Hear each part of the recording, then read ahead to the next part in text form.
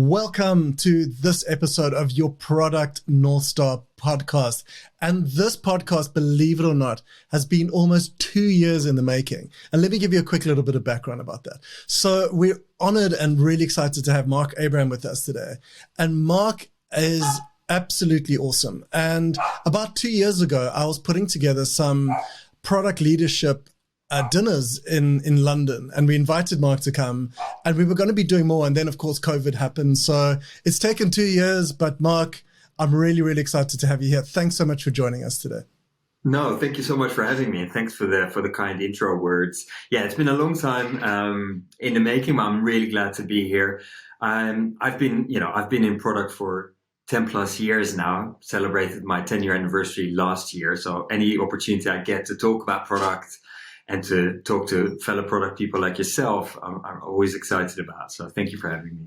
Oh, cheers. No, it's great to have you here. And do you think for 10 years we should get like a silver roadmap or something like just? Well, I got the stars I can show you, stars. Right? Forget about the silver roadmap. It's just, it comes with the territory. But no, 10 years for me, that's, if I think about how I started in product and like everyone else, I just kind of fallen into it. I didn't go to university in the Netherlands, which is where I'm from, and then became a product manager.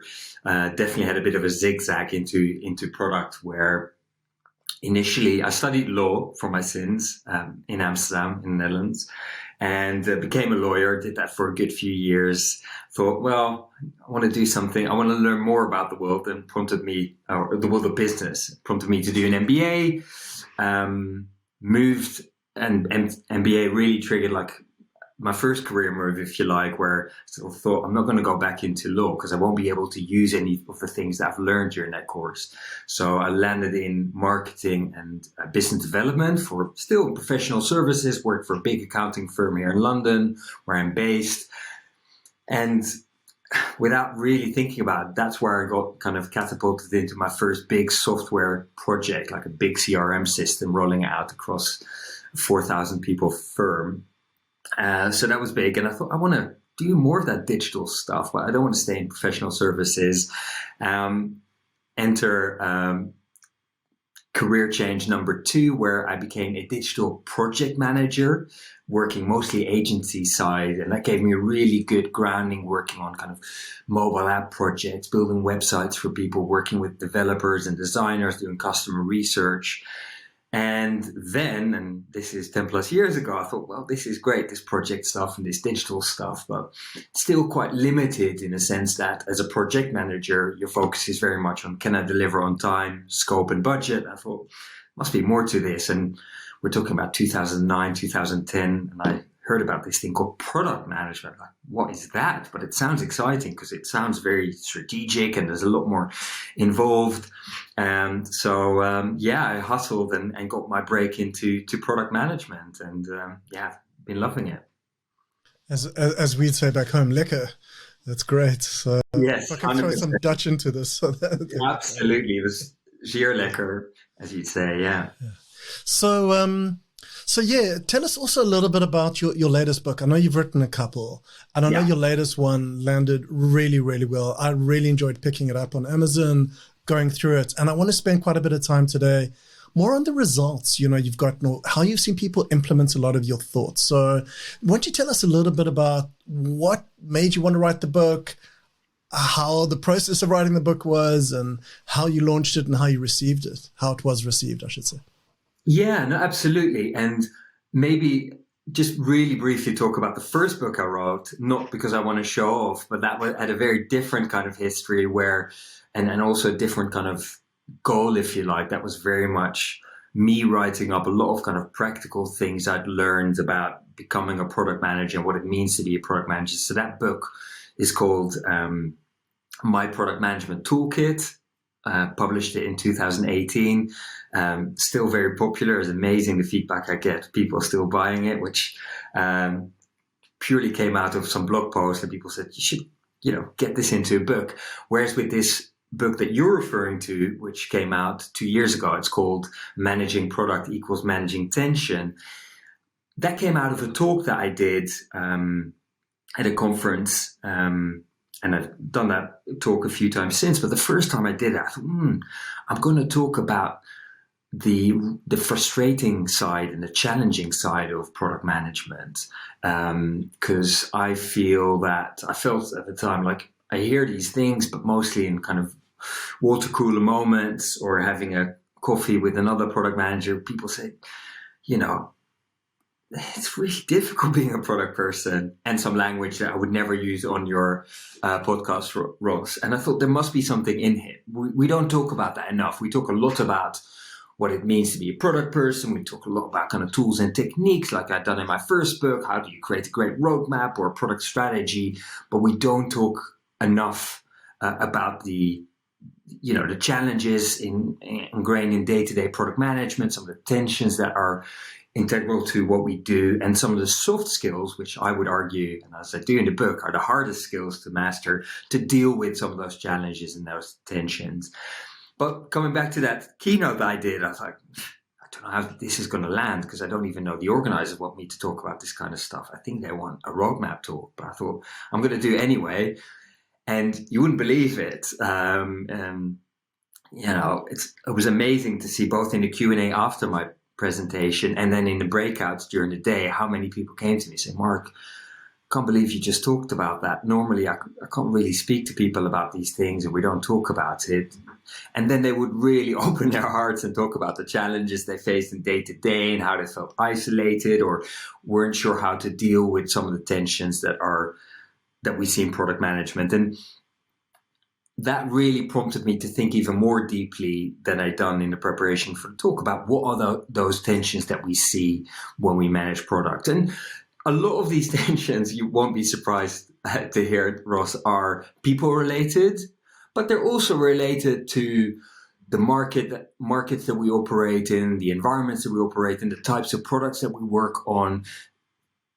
Being a product manager is a continuous kind of balancing act, if you like, and that really prompted me to write the book and to give people both a lot of kind of real life stories for myself and lots of people I interviewed for the book, active product leaders, but also a lot of practical tips of, hopefully we can touch on a few of them today. It's like, how do you deal with these kind of challenges on a day-to-day basis? What technique can you use for those? That's amazing, Marc. One of the questions I want to ask you is, and I'm dying to jump into this. A lot of teams I've seen in the last couple of years, they've grown like crazy, right? So, I mean, not all, but there's loads of it. I was chatting to, I think we got a mutual friend, Thor at Miro, and he was talking about like just how the last time I saw him was at a Mind the Product where him and I were both keynoting, and like how Miro and his teams and things he's working on just gone like crazy. And I can think of so many other product leaders where, we've just taken on 10 new product people and we've just done this. And thank God they're having that amazing success. And I think that's brilliant. But that also creates, as you would say, tons of tensions, doesn't it? Right. So you kind of got all this amazing success. You got 10 people on. Now, what do you do with them? How do you know they're all engaged? How do you do all that stuff? I came from spending quite a few years at the world's largest employee engagement platform, where everything we did was just around engagement, just trying to make sure that, we're not going to be presenting things. And I guess similar to you, I also came from a marketing and a business development background before I was an engineer. And then as an engineer, I got forced into kind of technical pre-sales. And then I was like, okay, I need to talk to sales. We need to talk to all these people who don't speak this nice little language of, whatever I was coding in at the time. How would you respond to people because I know you've been, and I think you still are involved with like relatively, let's say, largish teams or growing teams. How would you, or maybe a better question is, what do you see as a consistently the biggest challenge that arises up for these teams? The biggest challenge I see is exactly as you said, is we need to scale, we need to grow our product org, we need to build out product teams, and we put a bunch of people together. We are like, very exciting, took a while to hire them, got them, and they think they're good to go. What we don't think about enough is, A, have we created the right conditions for those people to do their best work? But also purely from a interaction perspective, is these are different people with different backgrounds, different views, different experience levels sometimes. You can't just put them in a team and expect them to, just gel like that. And I think, yes, I know about norming and storming, which every team needs to go through. But I think particularly as kind of product leaders, we have a big part to play in that process of how can we help create a safe environment within those teams where people can bring their different perspectives, their different backgrounds, even their different learning trajectories to the mix, and do so in a constructive way. And that is the bit that I think a lot of organizations, a lot of people I speak to, myself included, can continue to improve on. Especially when we scale and there's a lot going on, that's the bit that I still think in a lot of organizations can be suboptimal. And that's not because people don't have the right intentions, but they don't have the time often, or they don't have the right kind of starting point to even understand the kind of groups or the environments that they're working in.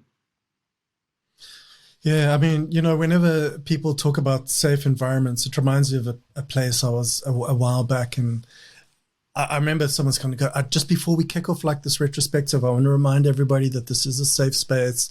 And I was like, if you've got to say that every single time there's a retrospective and you feel obliged to say it, it isn't a safe space. And frankly, it wasn't. And it was very much, it was, and I should have seen all the like, the red flags all the time, like product reporting into delivery. And I should have just run for the door in the beginning. But I remember that where people kind of go, it's a safe space. This is great. And you know what? Sometimes it isn't, Mark.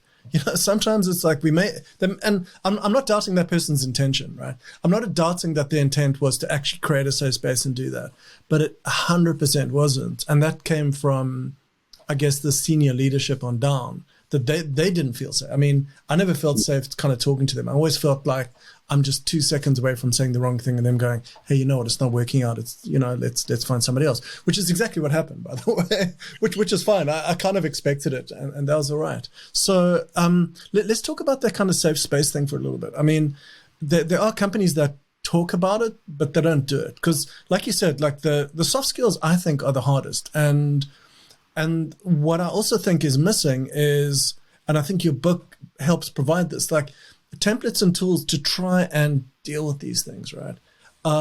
What's your thinking on that? Yeah, so I think, safe space and psychological safety, a lot of companies talk about them, and some of them are great, but I think in that respect, others don't necessarily understand what it means, or the full extent of really creating a safe environment. And one of the things I talk about in the book is, and this is particularly relevant to product managers, is influencing without authority. We talk about product managers, CEO of the product, and leading a team, but the reality is that as product managers, we need to take a lot of people on a journey, people that we don't have any kind of formal authority over. So how do you do that? How do you influence people without authority? And how do you create that safe space? And for me, it all comes down to trusted relationships. And that has been one of my key learnings. Because 2 learnings I've had, and again, I can show you the scars later on, is that how you build those relationships and trusted relationships and what they're not. So let's start with what they're not. So trusted relationships is not that everyone needs to be your best friend and you always have to be nice to each other. Equally, that's not psychological safety, right? But you have to build a relationship that's based on mutual trust. And the reason why I wasn't very good at that at the start of my career was I would come in as a bulldozer, and there were 2 mistakes I made, basically. And I don't know if they will resonate with yourself or your listeners, but I came in with a lot of opinions, and I wasn't afraid to express those opinions. And maybe, I'd like to think some of them were useful and based on some evidence. But the other critical mistake I made and I still have to really keep myself honest that I do this every single day in every interaction, is listening. So I would literally come in as a bulldozer into a new team or a new organization or working with someone I've worked with before, and I'd be very quick to say what I think was wrong or wasn't working, or come up with a suggestion without really taking the time to understand where the other person is coming from. And you might think, well, Marc, isn't that obvious? But that's one of the first things I've noticed that goes when you're working, particularly when you work in that kind of environment you described earlier, when there's a lot of competing pressures, we're scaling, it's all exciting, it's all go, we're still finding our feet as a product organization. So taking the time for every interaction, for every person that you're engaging with, really understanding what is important to this other person. I learned a lot, and I write about this in the book as a practical tool called Influencing Without Authority. And there's the use of currencies. So basically, like, you go to a foreign country and you need to get a different currency. Same works with building these trusted relationships. They're based on currencies that matter to the people involved. And there's a few groups of those currencies. So I'll give you an example. There's a currency around kind of tasks. So some people I work with really value anything you can do to help them complete a task. That could be unblocking them, providing a relevant bit of information, writing a detailed user story. That's what they care about. So if I know that about that person, I would use that to build a trusted relationship. Equally, I've worked with people who care a lot about vision. So they're really, they struggle to function or do a good job if they don't understand why we're doing something or why we're not doing something, where we're taking the product or what good looks like. So anything I can do to double down on that vision, particularly in that relationship with that person who cares about vision, I will do to build a trusted relationship. So that's a very simple, very obvious thing to do that we can use to build that kind of safety, build those trusted relationships, and which not everyone, does automatically. I had to learn that. But it's a good example, I think, of how can we really create those safe environments without having, as you say, to allude to it every single time. It just becomes ingrained in these kind of trusted relationships. I think to improve your active listening, I think every product manager should have their own podcast and listen to guests and actually realize, you have to have an active conversation where what you think is actually definitely the secondary thing there. So, okay, I'm being a little sarcastic, but it's massively improved my active listening. I was like you as well. I was like a builder in a china shop going, and I remember this example probably 6 years or so ago. I remember we were like creating 2 apps, and we had an iOS team and Android team. And I came and I was like, okay, cool. The Android team will work on that app. The iOS will work on this app. And then once they've caught up, and then we'll split it around. And that's how we're going to split it out. And I remember the tech lead coming to me and going, like, I really wish you'd bounce that off me first, because here's the thing. Like, when it comes to like the back end, we can change it, and the front end, it's not going to work in the way that you've said that. And I was like, okay, dude, like, noted. I will never, ever do that again without speaking to the people that I actually need to get the feedback. And then I remember saying to that guy who I've got a massive amount of affection and respect for, his name is Joko. And I remember saying to him, look, your job now is to just save me from myself when I come and do these kind of things and screw it up. It was an amazing experience. So thanks, Marc, for reminding me of that, right? So there's another great example in your book, which I really enjoyed. And I mentioned, like, before this call, that I tried it. It's the concept of premortems. Yeah, so premortem, yeah, it's one of those techniques, and I'll definitely also talk about ritual descent. But premortem, it's really creating a condition for people to talk about what can go wrong.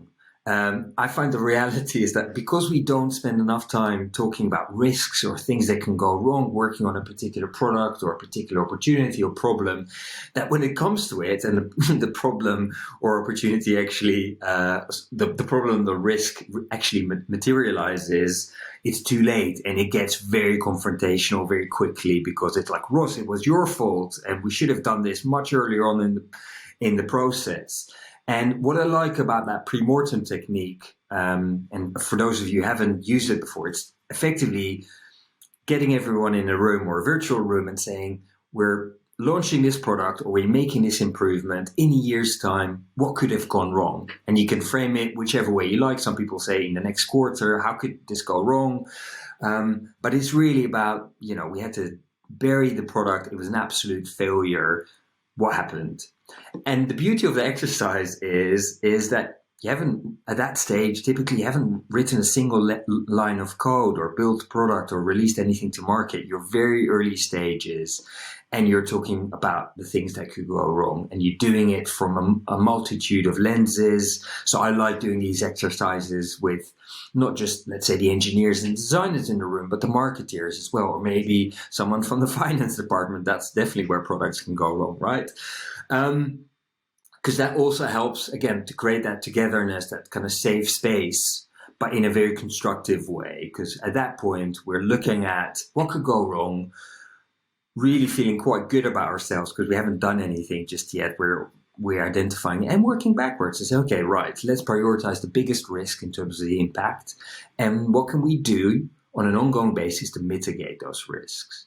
So it works really well as a technique, that pre-mortem technique, and not even as a one-off, but also as a reference point to say, are we tackling the right risks? Have we done enough to prioritize and mitigate them?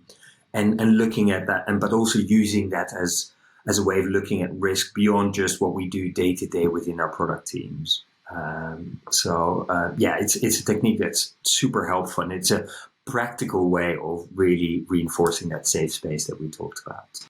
I love that, Mark. And as I said, going back to even 2016 was, obviously before I read your book, but when I tried my first pre-mortem, because we had a head of product who was, wanting to try them. But I must say, it wasn't that successful for us for a couple of reasons. I think once, going back into what you're saying about influence, we didn't really have the buy-in from, let's say, the senior leadership team, at least at that level, who even were grasping what we were doing. It wasn't like we were trying to, they were like, well, we know the risks. We know what we're doing. You've just told us.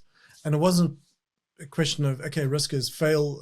It wasn't a binary kind of risk is fail or risk is, success. But what does that mean? So I'd love to get some examples of people who've, like, after getting the book, reading through it, or even just other people you've worked with, even your own teams. I'd love to get some practical examples so that, let's say, the next time I do it, I'll be a lot more successful. Yeah, I think so. One of the cool things about the book is that I have a lot of conversations, both on air and off air, like the one we're having today, right? It's the content is very much the same, where people say, well, this is quite a novel way of looking at things. I've never started with the risks first. We always look at the success metrics and off we go. And I've coached quite a lot of people to say, how do you structure how to structure these sessions? And one way in, and I've done these conversations as well with actual product teams where they say, well, how do we do this? Because this is so, this is the antithesis to how we currently work as an organization, where we don't start with the risks and we do post-mortems, but we definitely don't do pre-mortems. So how do I sell that? And where do I get started? And I keep it really simple. And I say, treat it very much as you would do with a retrospective, right? And that often works because a lot of these people that I work with, they know how to do a retrospective. That's something that they're familiar with. So I've had some really good examples of, I won't name names, but some larger companies working in more traditional industries where they tried it for a few of their projects, where they just, again, using almost like the retrospective kind of format to say, what data points do we have or do we think we'll have, for this project to fail or this product to fail? And what we did was also, we just talked through about some of the kind of gotchas in these sessions, because what you don't want is have a pre-mortem, and it already before you've even done anything, it becomes very personal and it becomes very defensive. So really looking at what the ground rules, how can you frame the risk that you're looking at? How can you even throw a bit of humor in it? So for instance, it sounds really morbid, but I literally stand on a whiteboard and I draw a tombstone and say, here lies product X, it failed because of Y. But it just, maybe I was going to say it doesn't really lighten the mood, but it helps to just bring it to life a little bit more, right? And I help people to say these are some examples that you can give to start the conversation with. Because typically, we all know products typically fail because people didn't buy them or didn't use them as much as we thought they would be, or we, from an implementation point of view, we didn't quite get it right because we didn't think about scale, or even from a usage point of view, we didn't get the experience right. So, you can already frame some of these themes, and it makes it much easier and much more comfortable for people to talk about it, because these are areas that are relevant, that are very concrete. And yeah, like I said, that going back to that large organization, they've had a great success with that, doing it in small groups, starting very small, but now rolling out to more people outside of the product org, as an example.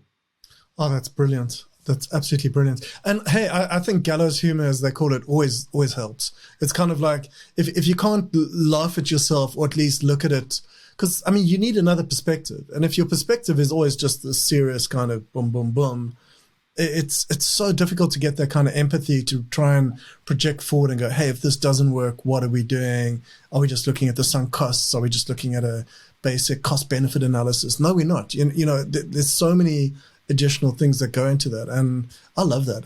And yeah, I mean, it might not sound like the most lighthearted thing, but at least it takes you out of your day-to-day, which I think is part of the point, right? Because you're so focused on the minutiae of we've got to move this to this and push this up the hill, as opposed to go, okay, cool. What could we have done better? What aren't we thinking about now that we don't know about? And we realize we can't just answer that. And I've heard, and I know this is going to sound critical, but I've heard sometimes when I've tried to do this, agile coaches, and I'm just going to lump them in. And I don't mean this out of disrespect, but a lot of agile coaches but we'll come across that stuff when we come across it. And it's like, because we can't know what we don't know now. So we'll know what we don't know as we know it when we get to it. And maybe there's some logic in it, but maybe there's some also logic of going, well, let's try and brainstorm it, and let's try and see what we can do now, right? Because we should be able to talk to subject matter experts, other experts, right, Marc? Yeah, no, I think you're totally right. And there's always going to be an element of unknown unknowns. But that's one of the reasons why I think having that pre-mortem as a kind of ongoing reference point, where you can do it 3 months in, again, you can reflect on what you assumed the risk would be 3 months ago and see how they materialized or not. But it is just exactly as you say, and it's beyond just the day-to-day kind of implementation. It is thinking about, more holistically, like, how could this product fail? How could we really mess up the customer experience? Very broad questions that you can then start breaking down into tangible risks and tangible ways to mitigate those risks. So, for instance, again, from some of the teams that I've worked with, and they've applied this, they said, Marc, this was great, because it meant that before we committed to a big 9-month product piece, we did some very simple test, because we actually realized from doing this pre-mortem that customers might not want this. And, the good thing was they learned from doing some very rough kind of prototype tests with customers and prospects that there was definitely the demand for it. But it gave them the confidence to build on that. And I think that's really important. And I think with the agile coaches, the good agile coaches as well, they realize that they need to almost prioritize the unknowns or the biggest risk and bring this forward. And in my mind, again, doing a pre-mortem, especially if you do it on a regular basis or reflect on it on a regular basis, is not mutually exclusive from that approach anyway. Yeah, that's absolutely fascinating. And look, one of the reasons I love product management is it's such an amazing blend between the hard stuff, if you will, and the soft skills. And I'm not saying the soft skills are not hard. I'm just thinking it's more challenging to kind of put metrics towards them. And what I'd love to, and I know you've coached, so many teams now, and so many people on teams, I should say. What have you seen the different, say, soft skills as they've gone up the product ladder? Let's say from PM, senior PM, head of, director, VP level, whatever, at the different levels, because I've seen people who've come and they've been like absolutely amazing individual contributors. And I don't really like that term, by the way, but let's call them individual contributors. It just drives me nuts a little bit. But, and they'll be dealing with a specific issue. And then I've seen as they get promoted, people getting promoted to their level of incompetence, or at least maybe in my case, what's it, the Peter principle. I'd love to see how you've seen those different skill sets that different product people have needed at different levels of their career, so to speak, if that makes sense.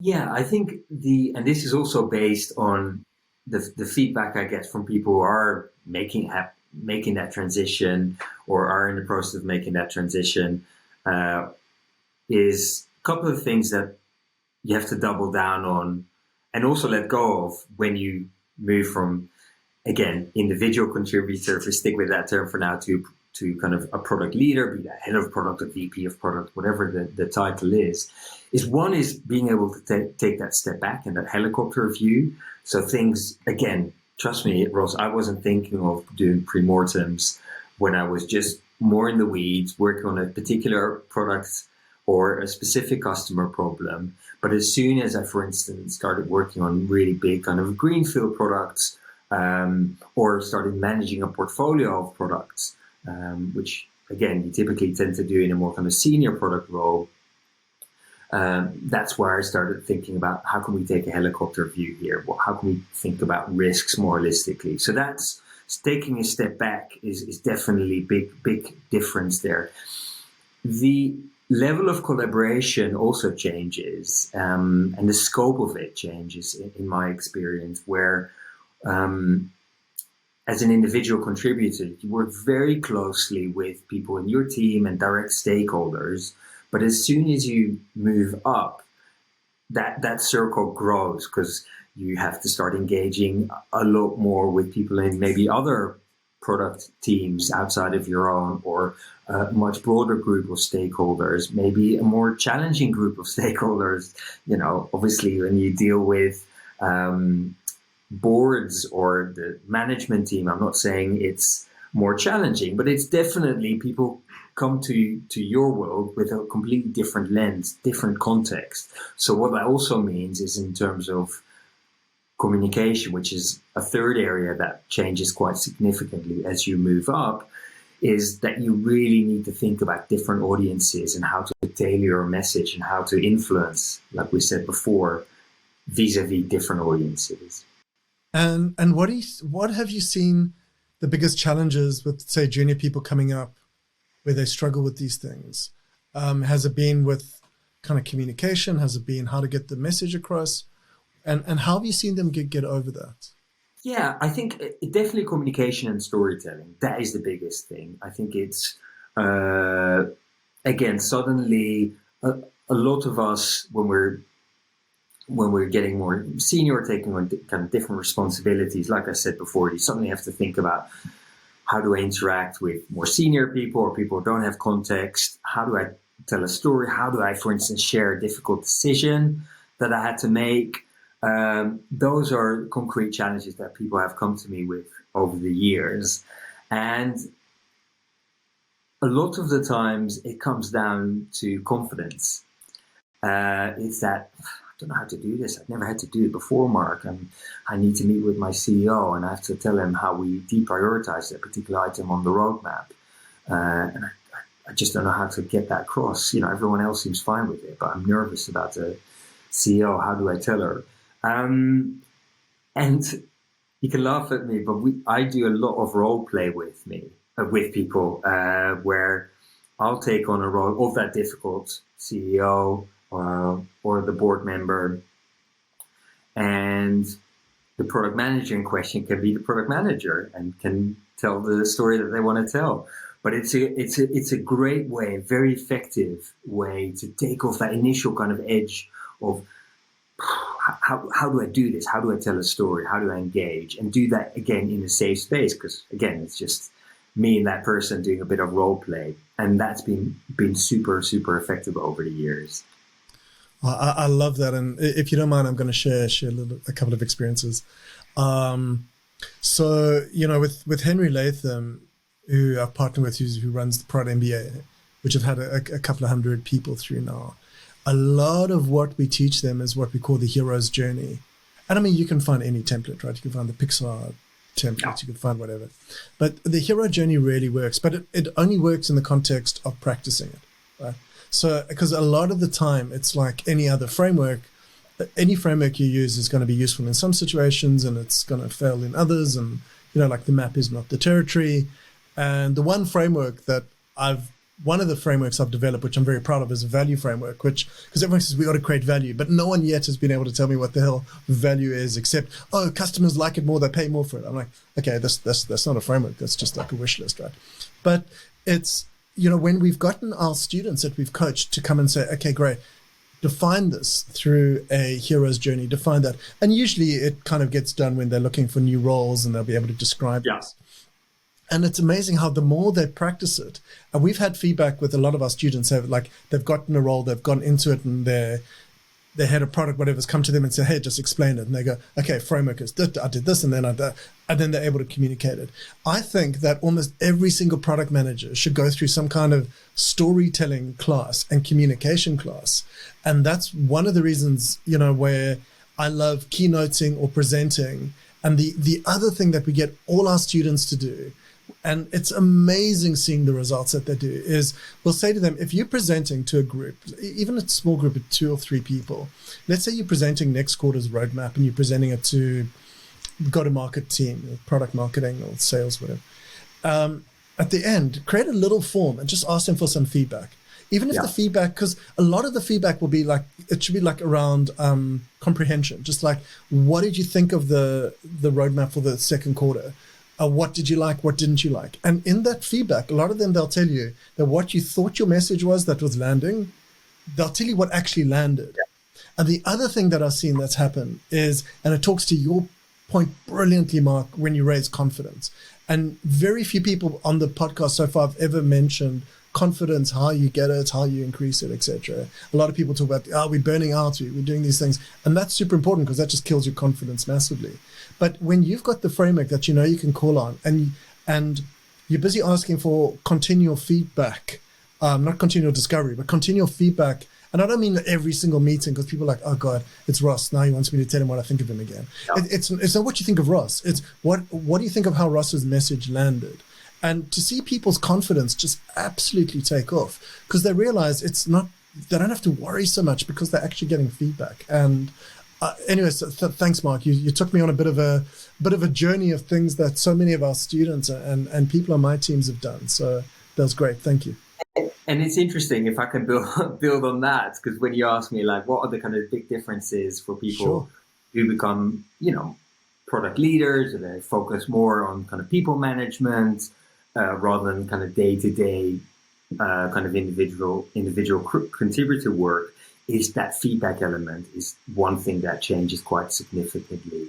How do you give feedback? How do you receive feedback? How do you ask for it? How do you do it in a way that's constructive? How do you action feedback, especially if you work with people who report into you?